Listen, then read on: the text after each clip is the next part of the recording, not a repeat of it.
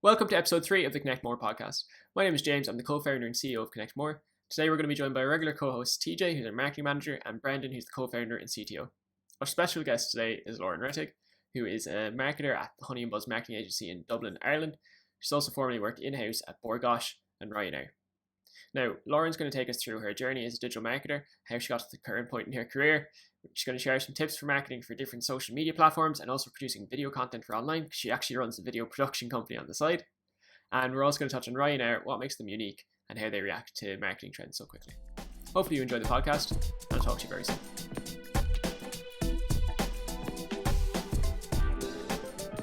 So Lauren, can we just start about knowing a bit about yourself, your experience in the field of marketing, and anything you want to share with us? Yeah, cool. Well, my name is Lauren, and I hail from the west of Ireland, but I live in Dublin, and everyone calls me Dub. But I kind of fell into marketing. I didn't actually go to college and study the world of marketing or anything to do with marketing. I actually studied TV and media production in IT Carlow, and when I finished there, I kind of just was like, we were kind of just told, oh, you go out and make documentaries, go out and make films, and I had no interest. I don't watch films. I don't watch really like much TV. Kind of, I watch the same things over and over again, and that's me. I was more interested in kind of like the advertising side of it and like social media. Social media wasn't huge, like really big in terms of advertising. I didn't really know what it was when I finished college. So when I finished, I just wanted money and I wanted to get into driving a car, and I was like, I'm not going to make it in TV and media production. So I was like, get me out of there. And I went and I joined Ryanair, and I was in like the check-in. So I was checking in your bags and charging you excess baggage and everything like that. So I was one of those horrible people up there, but we were actually nice deep down. But with that, then I kind of moved into the head office of Ryanair, and I worked in like customer service there and stuff. And when I was there, then I did a bit of kind of video work for like internal stuff when someone was kind of off work and stuff. So I kind of got to kind of prove that I kind of had a bit of experience in video and everything like that. So a role on the social media team came up, and I went for it and I got it. And that's kind of where my marketing kind of stuff kind of started. So I worked on the social media team for Ryanair for about a year and a half. And looked after all the organic, all the paid, everything like that in terms of content creation, scheduling, paid, everything like that. And it was all run in-house. We didn't have any agencies. We did everything ourselves. And we were only a small team. There was a manager and two of us. And then there was two girls that were based in Spain who looked after like the Spanish and the Italian side of it. At the time, before I started in social media, I kind of was doing a bit of like the customer service on social media in my old team. And then when I moved onto the social media team, I was able to kind of give a help then as well, because I had that experience in the customer service side. I knew if someone was asking a question about, a flight, I actually knew most of the answers because I would have worked on that side, and then I would have worked in check-in. So it kind of it helped me kind of in that side, and then being able to talk about places. I love traveling. So I was able to talk about places that I've been or know people have been and stuff like that. So then when I finished up in Ryanair in December 2017, 29. Yeah, one of those, 2019, I think. And I went and I joined Gáis Energy, and I joined as a digital communications executive. So basically it was kind of just looking after social media channels and helping with other parts of the business. And then my title got changed in like September, October time to digital marketing, because that was more suitable to what I was doing. I kind of had a mini freak out because I was like, I don't know marketing. I have no marketing qualifications. I was like, I do not know what I'm talking about. Yeah. But in hindsight, I actually did. That kind of way. It was this big. Everyone makes out marketing to be this big thing, but I think we all do it. We all do some sort of marketing. If we look after our own social media pages, or we Google something, we all do our own bit of marketing. So I stressed myself out for nothing, and I was fine. But whilst there, then I kind of again looked after all the social media channels for Gáis Energy, and then we sponsored the GEA. So we had a GEA channel, and I would have looked after all of that. So when I joined, I got handed an All Ireland final ticket on my first day and was like, here you go, you're going to the All Ireland final hurling, but you're working. And I was like, I don't care, I'm going. Nice. Now Galway weren't playing, so I wasn't too happy, but it was still good to be there and be involved in that. And yeah, whilst there, then it kind of just looking after all the channels, and then kind of it was really there where it kind of got the knowledge in terms of agencies. So where I am now, I'm in a creative agency, but before joining that, I didn't know what different agencies did. I didn't know there was a media agency, a creative agency, a media production agency. I didn't know all of this. And whilst working in Bord Gáis, I was able to actually get the knowledge and skills to kind of go, okay, well, we go to them to do like a media advertisement, or we go to them to create a video for social media, or you know, they look after our paid retention campaigns and we look after maybe the organic. So it was kind of there where like I really kind of got to know which, and I was like, oh, I kind of might like that side of agency side. And everyone says that, you know, like you kind of start off in agency and then you go to client, whereas I've kind of gone the opposite. I've started off in client and I've actually gone to agency there. So yeah, again, I was in Bord Gáis for a year and a half or so, and I moved to a creative marketing agency called Honey+Buzz, just there in May.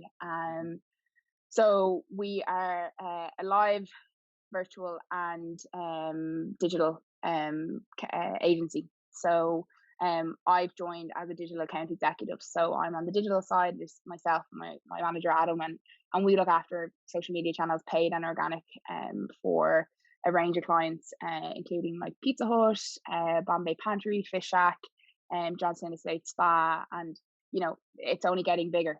We've joined with like a global agency called Allied Marketing, and I think it's only going to get bigger from here. So it's really exciting, and I have like, you know, video background. I have my own kind of freelance videography business that I started earlier on this year. So with that, like, you know, Honey+Buzz, it's great because I'm getting actually to do some of that stuff now as well with them. You know, if it might be behind the scenes, or it might be helping curating content for social media. They really kind of, you know, like to use the people that they have and the skills they have. So yeah, that's where I am today. And yeah, it's mad. It's again, it's going back to everyone says to me, oh, what did you study in college? What marketing degree did you study, or where did you study marketing? I'm like, I didn't, and this is where I am, you know. And so far, so like I'm loving the agency side. I'm loving kind of agency life, and it's good. So how do you find, like, you say you do paid and organic, like, do you have much luck with the organic stuff, or do you find, I know especially with Facebook and stuff, especially for a business, it's very hard to make traction with organic, because they it's like they almost, you know, put you lower down the ranks on organic stuff. When I started saying Ryanair, I thought organic was the best thing ever, because we didn't really have to do much paid. And I was getting, you know, you'd put up a post and you get thousands and thousands of likes, and I was like, this is grand. Organic is amazing. I was like, way to go. And I joined Bord Gáis and we did organic, and I think it might have been a couple of weeks before I even got one like on my post, and I was like, what am I doing wrong? Like, what's wrong? Like, they have followers, they have everything. So, you know, I see it now as myself with some clients and stuff. It depends. I think it really depends. It is hard. I wouldn't be banking nowadays on organic stuff to grow, unless it's something that's really kind of really popular, or if it's hard. I think yeah, like you said, organic. I think Facebook is eventually kind of pushing everyone down the list. And when you talk to people, like when you talk to Facebook reps and stuff, they're like, spend money. So yeah, like when I was in Ryanair, like we focus obviously heavily, again, like I said, we focus heavily on organic. But by doing that, we use user generated content. So like when I joined Ryanair, they were on like just over 100k on Instagram following, and following that are kind of like, I would say, a vanity metric, and you shouldn't solely focus on them. But I do think it's a testament to, you know, the content and the team that we had at the time. So I joined, it was 100k, and I left and it was on over 500,000. and that is a testament to me and my team. How long a period was that? About a year and a half. Okay. So that's pretty good going. Yeah, and like we would have used a lot of so we had like a hashtag like Ryanair stories and stuff, and I think it's probably still being used today. But it was everyone is happy going on holidays. Everyone is happy getting on a plane majority of the time. And I found that in the airport. That's why I loved working in the airport, because you're dealing with happy enthusiasm. Now, sometimes there's people that except when you tell them your bag is over. Exactly, yeah, you had them, or you missed your flight or something like that. But majority of the time, you're dealing with happy people, and like social media is only getting bigger and bigger and bigger. So everyone has a phone. Like 99% of people have a smartphone, likes taking pictures, likes telling people where they're going. So I think when I was around, we kind of relished that. We were like, "Ooh, let's jump on that trend as such, and tag us in your stories." And what we started doing then was featuring them on the page. Every morning we would put out a good morning post, and we'd use someone's picture, as opposed to going and taking our own picture or a stock image or something like a newspaper took or something. We use actual people's footage, and I think they work really well on social media. People seeing people's experiences or people's journeys or stuff like that. Whereas sometimes the stage stuff and doesn't work as well. It does work well sometimes, but not all the time. I think you need to kind of have an equal mix in order to kind of break through that kind of organic kind of barrier absolutely. that you're getting. I think like Ryanair kind of has an advantage because you have that. It's like a holly happy thing. Like I think they can do all right in organic. Like let's say a bank isn't going to do any good in organic content because nobody follows a bank for their interesting posts. Exactly. But I think to a certain extent as well as what you make it. Like tons of airlines. You don't do well in organic because they're very not like non-personal. They're like corporate culture and they basically behave like a bank. Right. Yeah. But then on the other token, you could have a bank that does marketing like similar enough to Ryanair if you give it a bit of personality and the personal touch. I think. Yeah, I think so. Yeah. I think it's past week, what we've been doing is, as part of our creating some educational content, we've been using Connect Mór, and we've been trying to understand, okay, let's see if we are talking about the sports clothing brand chains in Ireland, or we're talking about the supermarket chains. So we studied it, we put the data in and everything, and what we actually got to know is, if you have a high number of followers, that doesn't mean you're going to have a higher engagement. Actually, there has been a negative correlation in the data. Yeah. So we have had brands who have had like 200,000 followers on Instagram, and the other brand has only 14,000. But the engagement rate of the 14,000 much more far superior than the other brand. So that's the kind of thing we got to know. We didn't know. We just realized with the data. Yeah. And I think there's some brands and places out there that will buy followers, and you can see it straight away when stuff doesn't perform. I think content that you use and how you use it really kind of like impacts this as well. If you think it's all going back to like I did a digital marketing course and I learned all this stuff about buyer persona and everything, and I was like, oh, this is interesting. But it goes back to like, who is your target audience? Who is your person? No point speaking to a 60-year-old or 70-year-old on Instagram. More than likely they're not going to be there. You need to pick the right platform. Whereas you want to talk to a kid, you're probably going to have to go to TikTok nowadays.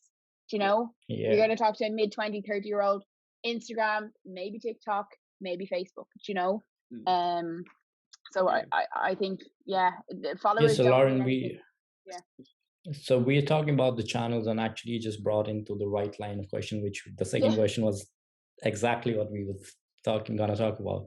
We have so many social media channels in today's time. As you said, when you started, there wasn't much of social media, all around. But now there's so many channels: TikTok, Instagram, Snapchat, Facebook, and other tons of them. So what do you think, how difficult is it for companies to really recognize which is the right channel for them and which strategy they should use in order to reach their target audience? Or what do you think? What's your view on that? Yeah, I think you need to kind of it needs to be internal, and in like the company itself, you need to identify who is buying your product, who is using your service, who is we worked with a client before, and it was like, who's your target audience? And they were like, anyone who doesn't know about us. And it was like, okay, so my 60-year-old uncle doesn't know about you, but he's not going to use your product. Do you know, it's really kind of refining that, and then kind of using the statistics and information out there that, you know, Facebook nowadays is, you know, the demographics for Facebook is X between X. You know, TikTok, again, 70-year-old more than likely isn't going to be on TikTok. No point putting, you know, a nice perfume out on TikTok for, you know, an older person if it's not going to work. And then I think it's really kind of diving into the backgrounds of TikTok, Snapchat, who is on these, and then going, okay, well, my product is for 30 to 50-year-olds. They are on Facebook and probably Instagram and Twitter. Here we go. And making content and creative that suits those platforms to perform well, to you know, you've ticked demographics, grand, you know, they're there, but now you need to actually create. There's no point creating like, oh, you need to swipe here and you need to swipe up and you need to swipe this way and do that and make it really complicated for them. Whereas if you can make a short video, or you can make, you know, is it that maybe younger people prefer videos or older people prefer videos, whatever it is, looking into that research and identifying it. I really think, you know, some companies think, oh, I need to be on everything and I need to be here and I need to be there. You don't, like, you really don't. So it's going back, identifying who your audience is, where they are, and going on them. Like, you know, there's a big thing with TikTok, and it's like, don't make ads, make TikToks. It's like, you know, don't be on every platform if you don't have to be on every platform. So I guess what do you, sorry, go on, Brenda. Well, I was just gonna say, like, just some platforms, you know, there's like a kind of an overlap on what you can post. You can't really post the same stuff you're going to post on Twitter as you'd post on TikTok, because the format is different. But like, let's say maybe for Twitter and Facebook, it's very easy to share the same thing, so it's not that difficult to just use those two. But like, you know, rather than saving time, like, you would be better off to just go with the ones that has your demographic and focus on them. That's true. Like, what I was going to ask is, what do you think about, you mentioned something in there about like creating content that's kind of specific to the platform. So like, I think Brendan kind of touched on it there, but what do you think about like creating content, basically like, okay, we have a piece of content, we're going to use it everywhere, versus creating like, I know, content that's specific you think will perform well on specific platforms. Like, what do you reckon about that? No, I'm all for that. I don't think you should be using, you know, like, don't use your TV ad across all your channels. You need specific cut downs, you need everything like that. And I know before I left More Gosh, we were looking at like the brand rebrand, and they've rebranded and stuff like that. And a huge part of that was, and you know, it was by my old manager Tracy, who was at the forefront to basically be like, we can't do what we've done before and just post a TV ad across Instagram, Facebook, Twitter. It can't be that. That's not the same anymore. So, you know, there was a separate shot list there to get social specific cut downs and content in the correct sizes, in the correct format, and using it in the correct way. And I think when you're going out on a shoot like that, you do need to have separate shot lists. You can't, if you're going out and shooting a TV ad and you just expect it's going to be okay on social. Do you know what I mean? Like, you can't resize a landscape to a portrait, you know, and expect it to look the same and fit. Do you know? So yeah, it's taking that into consideration that, you know, it's not acceptable anymore to you're going out on YouTube with your overall ad, or, you know, when we were in More Gosh, we would have made like cut downs of ads and stuff to 30 seconds, 15 seconds, and making it kind of acceptable for those ads. Like, someone isn't going to sit on Facebook and watch a 3-minute TV like ad, you know, but if you make it 15, 20 seconds to what the platform is telling you it should be, you know, it's take them into consideration. Like, for example, if you have blog articles and you want to share it on social media, so I'll say Instagram wouldn't be one of the best platforms to share your blog articles, because that they are not there to really read long text. Very few people would read the full description of a video. Rather, Facebook or LinkedIn would be the pages where you should think of sharing your blog articles and thinking, okay, that's going to reach the right number of people and they're going to be reading that article. I do think there's probably some content, like if you think of like in terms of like Twitter threads. Like obviously Twitter is allegedly a platform for like short form content, but you know, like you would see like Twitter threads going like viral or semi-viral sometimes, depending what the topic's about and how interesting the content is.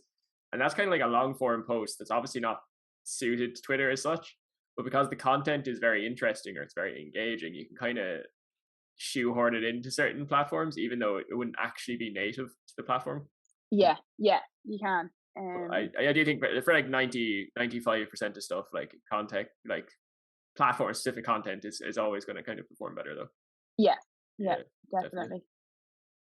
The thing is, the domain of content creation is changing. For example, we take the example of Ryanair. You worked with Ryanair, and Ryanair's TikTok is really, you know, it's everybody knows it. It's so like people know it. There's a lot of stuff happening over there, and it's quite unprecedented for an airline company to step into a platform like TikTok. And we just want to know, what do you think, if you work with Ryanair, you know the people around, what was actually the mindset going through the people, the managerial positions of thinking, okay, we need to step away from the orthodox channels and go into TikTok, something like that for Ryanair?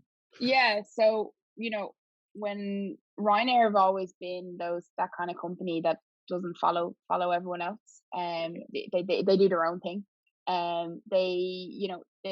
When I joined, they were headed by one of the funniest guys, you know, serious and everything, but had a really, really good personality, Robin.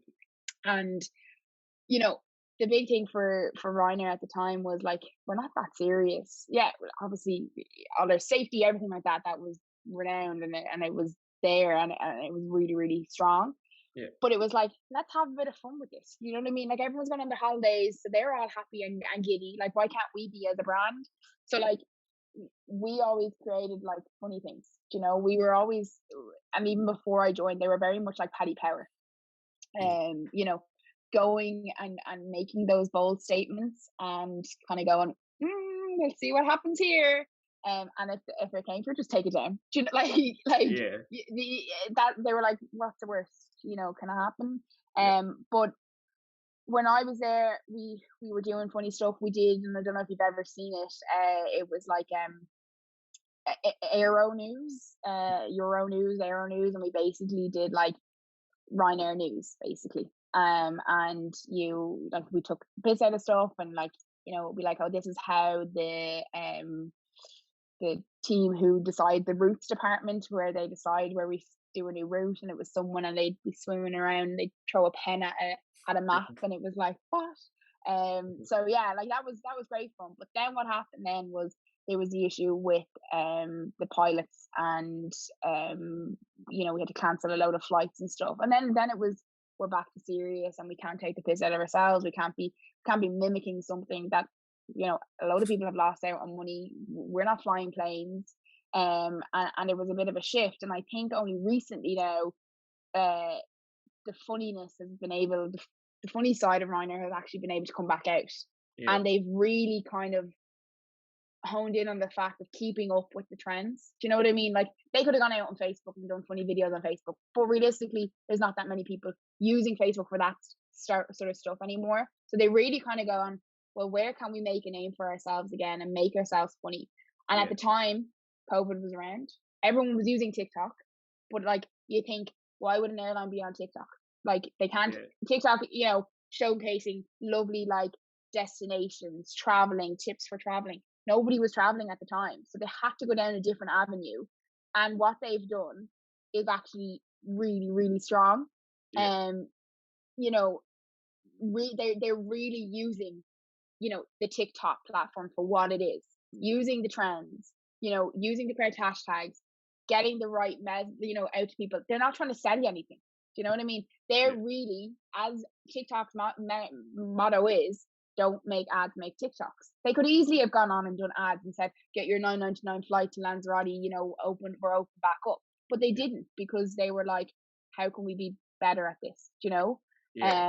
So yeah, no, like, and I've been on a couple of TikTok like webinars and stuff for work and stuff, and every time Ryanair's mentioned, and I sit there with a little smile on my face being like, okay, I didn't have any involvement in that, but I was on that team, you know. It's the mindset that they've had the whole time that allows them to be able to react to that sort of trend. Exactly. There's a good point about the, you know, don't make the ads make. Like something for me is like, as soon as I see something and it's like, it looks like an ad, it's like my brain is trained to like ignore it, you know, after especially on TikTok, because they're all tagged like with the little ad thing or whatever on TikTok. And as soon as the worst thing is, I think a lot of brands have realized it, but for a few months on TikTok, because like the average standard video on TikTok is obviously relatively low res because it's just shot on a phone. You'd see like this really high res thing pop up, and before you could even process like what the content was, you'd be swiping past it because it's just an ad. It was like a weird like little reaction, like filming low res if you want to put an ad on TikTok. That's what all the brands have started doing now, is doing lower res videos on TikTok, so the ads actually fit in line in terms of resolution with the actual content on it. Which is it's cool. It's interesting. But I think, you know, it's the right move. I do ask, I do question, you know, where now? You know, like, I don't think TikTok's going anywhere, but you know, it's how much more can they do as such, you know, like being funny on TikTok, I don't see it nearly translating into sales for Ryanair. Maybe for, you know, for a startup brand that's showcasing products and stuff like that, great. You know, you'll get sales all day, every day. But I just don't know what the overall messaging of and I'm looking at this now from a corporate marketing kind of side of it, which Ryanair isn't. But, you know, I think the question may be asked in a while, well, what are we getting, you know, are we getting anything extra from this? You know, are we making anything from this? It'd be very hard to track, like, you know, your direct sales. You're not gonna, you know, there's no links there where they're clicking and buying a flight. But it's like, more like, it's like connecting with the audience and having that, you know, people watched it and like, oh, Ryanair is a funny company, they're a cool company, whatever, I don't mind flying with them, you know, as opposed to, you know, because I don't, there is always these things that, you know, people complain about Ryanair because the baggage thing like that. But if you have this thing where, you know, they're funny on TikTok, people kind of overlook any of those kind of things. If it's like they seem like a cool company, you're just like exactly. I think because like I think the normal, like, if Ryanair aren't trying to influence like the public perception of them, the normal connotation is, you know, like cheap, like little issues. You know, like what Michael Leary said before about like airlines should be like buses, or whatever that quote was. So like them standing up, yeah, exactly, So like, and people like, so like if you're looking at Aer Lingus or other like similar airlines, like people just kind of assume slightly that there's a slightly better service than Ryanair. Is like the natural perception, whether or not it's actually correct. And I'm not enough of an expert to say whether or not it is correct, but if they can override that natural thing, so I think that might be part of the reason they do stuff like TikTok, maybe because they're controlling like the public perception of the company a bit more than just letting the natural discourse take place, which would put them as like the lower budget airline. So it's very hard to measure that, like to get those metrics. Exactly. Exactly. See how much it's doing, but cool. Do we have time for one more question? Oh, the thing is, we have actually crossed the 25 minutes, 2 minutes back. Really quick, Lauren, we had one question we wanted to ask you, because you make a lot of video content as well.